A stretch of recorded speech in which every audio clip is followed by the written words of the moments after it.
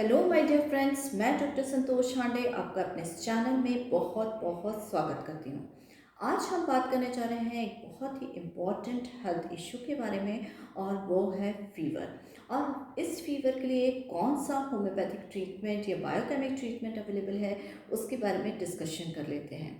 यदि आप इस चैनल में नए हैं तो इसे सब्सक्राइब कर लीजिए और इस वीडियो को शुरू से आखिरी तक ज़रूर से देखिए, क्योंकि मैं इसके ट्रीटमेंट के संबंध में एक बहुत ही इम्पॉर्टेंट इन्फॉर्मेशन आपसे शेयर करने जा रही हूँ।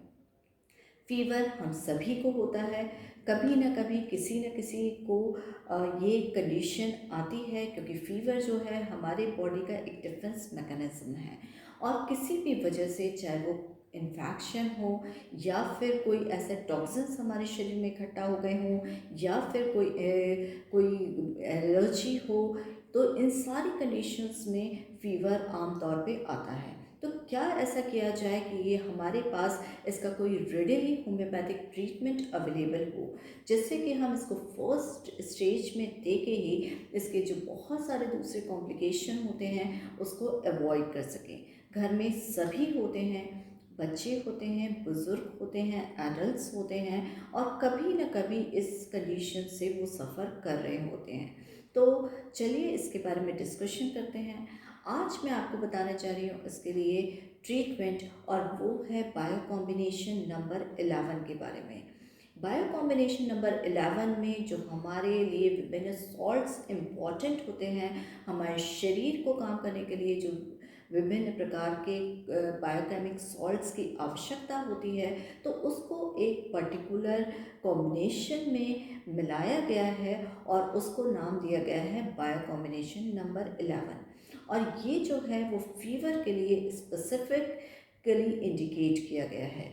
और ये जो मेडिसिन है ये एक सेफ मेडिसिन है, इसको हम घर में रख सकते हैं। और जब कभी भी हमारे सामने ये फीवर या बुखार किसी को आता है, तो उसको फर्स्ट एड के रूप में या बहुत ही इनिशियल लेवल पे हम इसको दे सकते हैं। तो बायो कॉम्बिनेशन नंबर में देख लेते हैं कि कौन कौन सी ऐसी विभिन्न औषधियों को शामिल किया गया है या इंक्लूड किया गया है, जिसके कारण ये फीवर को ठीक करती हैं।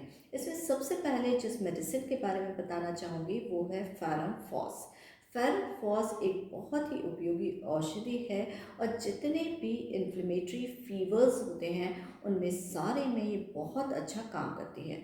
जैसे कि अगर किसी को टॉन्सिलाइटिस हो जाए, टॉन्सिल्स बड़े होने के कारण बुखार हो जाए, जैसा कि बच्चों के केसेस में हम ये कंडीशन अक्सर देखते हैं, या फिर एलर्जिक राइनाइटिस भी हो जाए, जिसमें सर्दी जुकाम काफ़ी ज़्यादा है और उसके साथ में फ़ीवर आ रहा है, तो ये भी एक इन्फ्लेमेटरी कंडीशन की वजह से फ़ीवर हुआ। कई बार गैस्ट्राइटिस की वजह से हो जाता है फ़ीवर, कई बार कंजंक्टिवाइटिस की वजह से, या यूरिनरी ट्रैक्ट इन्फेक्शन होते हैं तो उनमें भी इस तरह के फ़ीवर आ जाते हैं। तो इनिशियल स्टेज पर अगर हम इस मेडिसिन को देते हैं तो इससे फीवर को ठीक करने में काफ़ी ज़्यादा मदद मिलती है।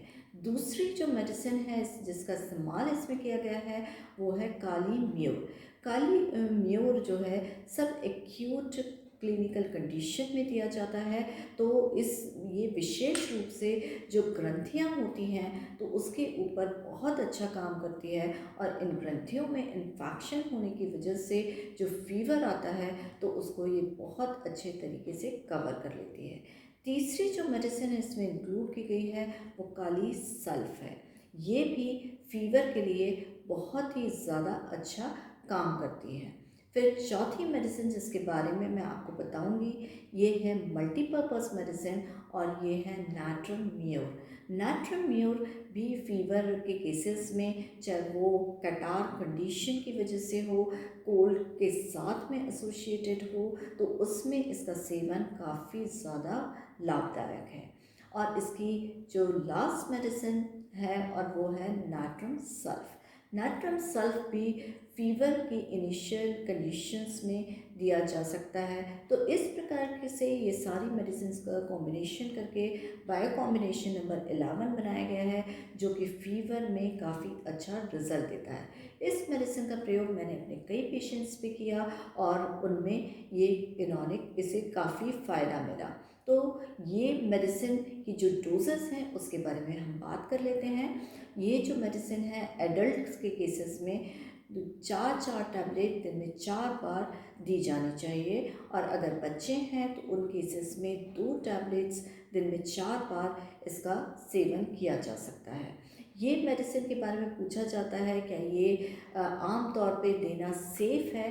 तो जी हाँ, ये मेडिसिन सेफ़ है, इसको दिया जा सकता है और इसे हम अपने घरों में रखकर इनिशियल लेवल पे अगर फ़ीवर आता है तो उसे दे सकते हैं। लेकिन ख़ास बात ये है और ध्यान रखने की वाली बात ये है कि अगर 1 या 2 दिन में इससे फ़ीवर ठीक नहीं होता है या इम्प्रूवमेंट हमें नज़र नहीं आता है, तो आप इसके लिए हेल्थ केयर प्रोफेशनल को जाके कंसल्ट ज़रूर से करें, क्योंकि कई बार ऐसा होता है, कई क्रॉनिक कंडीशंस ऐसी होती हैं जिनकी वजह से फीवर आता है।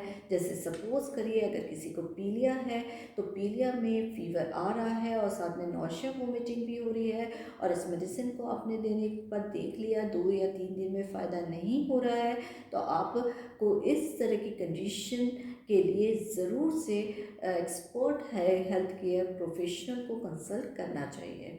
तो आई होप ये इन्फॉर्मेशन आपको पसंद आई होगी।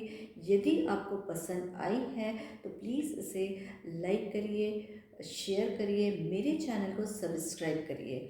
इस मेडिसिन को ऑनलाइन परचेज़ करने के लिए इसका लिंक मैंने अपने डिस्क्रिप्शन बॉक्स में दे दिया है, और कमेंट करके ज़रूर से बताइए इसका किसके साथ आपका एक्सपीरियंस कैसा रहा। Stay healthy with homeopathy. Thank you.